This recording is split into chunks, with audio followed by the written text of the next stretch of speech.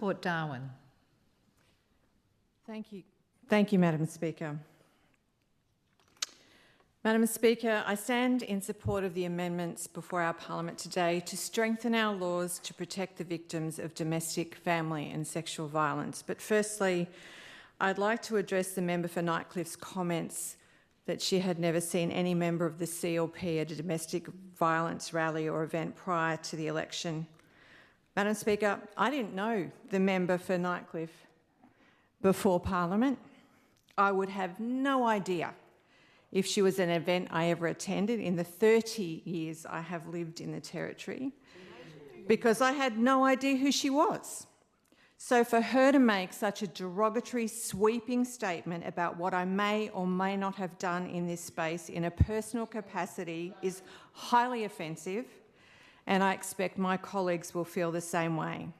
She also has zero information about what I did before I lived here, and I would hope she is wise enough to retract that statement. But Madam Speaker, I think moving to the bill, at this point in history, after 8 long years of a failed Labor government, domestic violence is out of control in our community. It's out of control because those on the other side fail to make any meaningful change in this space. Madam Speaker, the member for 𝙍𝙀𝙇𝙬𝙎 spoke about legislative reform undertaken during his term in government. Legislative reform without funding to progress reforms, however, is simply words on paper. They had 8 years to make a commitment to provide ongoing funding to this sector, and they did not. The Finocchiaro CLP government stepped up where those on the other side failed to do so, and has committed a record baseline funding of $36 million per year. This funding is directed toward areas of highest impact and supports innovation, providing critical emergency shelter, legal support and culturally appropriate services for victim survivors of domestic, family and sexual violence. Madam Speaker, it strengthens the capacity of frontline service providers to meet urgent and ongoing needs.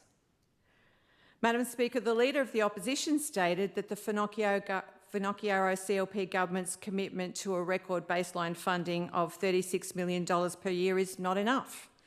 Well, Madam Speaker, where was Labor's commitment to dedicated ongoing funding to support this space? If those on the other side were so passionate about addressing the scourge of domestic, family and sexual violence, why did they fail to provide ongoing funding to critical frontline crisis services? Why were 21 non-government organisations providing critical frontline services such as legal services and crisis support only funded to the end of June 2025? I was, however, Madam Speaker, pleased to hear the member for 𝙍𝙀𝙇𝙬𝙎 call those who blame their behaviour on alcohol cowards, because he's right. Alcohol doesn't cause bad behaviour. What causes bad behaviour is growing up in an environment where violence is used as a method of communication, where communities fail to ensure there are consequences in place for such behaviour, where rather than call out such behaviour, a blind eye is turned because it is simply too hard. We will not see a change in this space until each and every member of each and every community in the Territory stands up and says no more. Stands up and holds those who turn to violence in their relationships to account. It will also mean that every dollar that we have to spend in this space achieves results. Madam Speaker, the member for 𝙍𝙀𝙇𝙬𝙎 spoke about men's behaviour change programs and their importance, and he is right. Changing behaviour is key. But he did not speak of the importance of getting those programs right and making sure they are achieving the outcomes that actually see changed behaviour in our community. In other words, he did not provide any detail about outcomes of those programs. Madam Speaker, I have done some work in this space and found that, sadly, men's behaviour programs, some of which have been in place for more than a decade, are not delivering the change in behaviour that is our goal. One program had only 147 attendees out of 1,000 referrals over an 8-year period complete the program, and of those who completed the program, more than half re-offended. Whilst it's fantastic that, albeit a small proportion of those completing the program did not re-offend, given the very small number who could be counted as a success, clearly those programs require review given the quantum of funding allocated.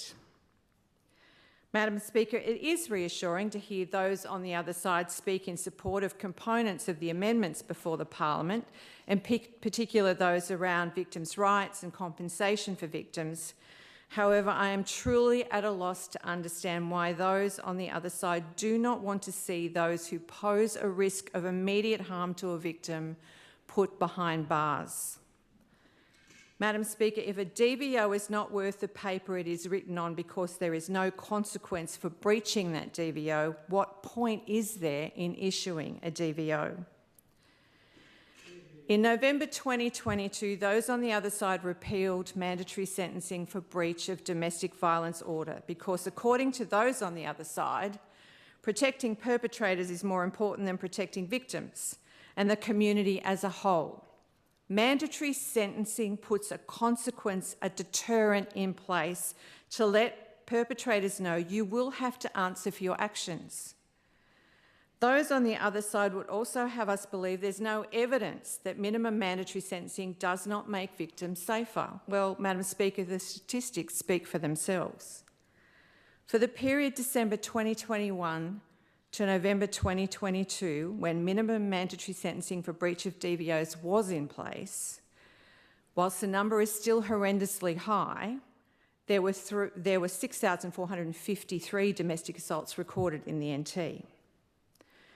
The 12 months following the repeal of minimum mandatory sentencing for breach of DVOs, removing the consequence for this heinous behaviour, reported domestic violence assaults increased to 7,827.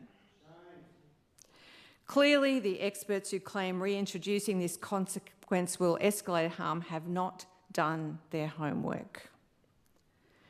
Madam Speaker, those on the other side constantly talk about consultation. The Leader of the Opposition constantly claims our CLP government is not listening to our community, to our frontline service providers. This could not be further from the truth. Madam Speaker, I have travelled from Darwin to Alice, from Katherine and Tennant Creek to Nhulunbuy and to the Tiwi Islands, speaking with frontline service providers and the community. In all, in the few short months I have held this portfolio, I have consulted with around 50 service providers encompassing crisis response and prevention initiatives. I note the member for Nightcliff claims that she knows people I haven't spoken to. Well, maybe we haven't been able to coordinate a meeting time, or maybe they haven't reached out, or maybe I don't know they exist, but if the member for Nightcliff would like to let me know who they are, I'd be more than happy to add them to the existing list of 50 organisations and people that I've spoken to. What those organisations and community members have told me, Madam Speaker, is that we need to change our approach. We need to focus on root causes as well as crisis response. We need to show our young people a better way, that violence is not the answer. Madam Speaker, the opposition stand and say we are not listening to the experts. We are listening, but we may not always agree. Such is democracy. The experts do not have a responsibility to keep the community safe, but we do. Experts have the luxury of being ideological. We have a responsibility to the community. We listen to all sides of the argument, but we're here at the request of the people of the Northern Territory, and our responsibility is to them. The Leader of the Opposition also claims we are struggling to talk about the recommendations from the coronial inquiry into the tragic death of 4 Aboriginal women. We are not. What we have done in looking to the recommendations is consult broadly across government and the sector to make sure we get the response right. Madam Speaker, we will not be a reactive government making assumptions. We all know what they say about people who make assumptions. We will look to ensure that funding is allocated where it will achieve the best possible outcome for the victims of domestic violence and our community as a whole. Clearly, those on the other side are selective in their commitment to have a bipartisan approach. Proposals to do things differently are put forward, and every time, Madam Speaker, they are rejected. Circuit breaker is a perfect example of that. Madam Speaker, those on the other side would have us believe that the wraparound program that is now in place, where there has been 145 young people and their families supported to take a better path before they come before the justice system, which supports them returning to school, provides referrals to support programs working to reduce domestic violence happening in their homes, showing them that violence is not the answer, is the same as the glorified taxi service they operated. It is not.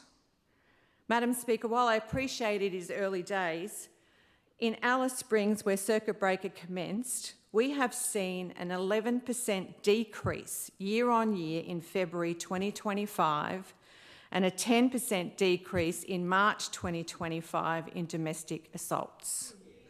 In Palmerston, an area where domestic violence rose exponentially under the previous Labor government, there has been a 14% decrease year on year in February 2025 and 11% in March 2025. The only new factor in this story is circuit breaker. To suggest circuit breaker, which addresses the root causes of domestic violence, is not a domestic violence program, is irresponsible and devalues the incredible work of the frontline workers in that program, who I have had the privilege, Madam Speaker, of joining on their nightly patrols in Alice Springs on 2 occasions. They talk about post-release services. The fact is that once a perpetrator has completed their time and is released from prison, you cannot compel them to continue any form of behavioural change program or ongoing skills training. Changing adult behaviour takes more than doing a limited course and then being sent away. To really change behaviour, people need ongoing support over a period of time, something those on the other side would have known if they were listening to the sector and not just making announcements to appear to be doing something.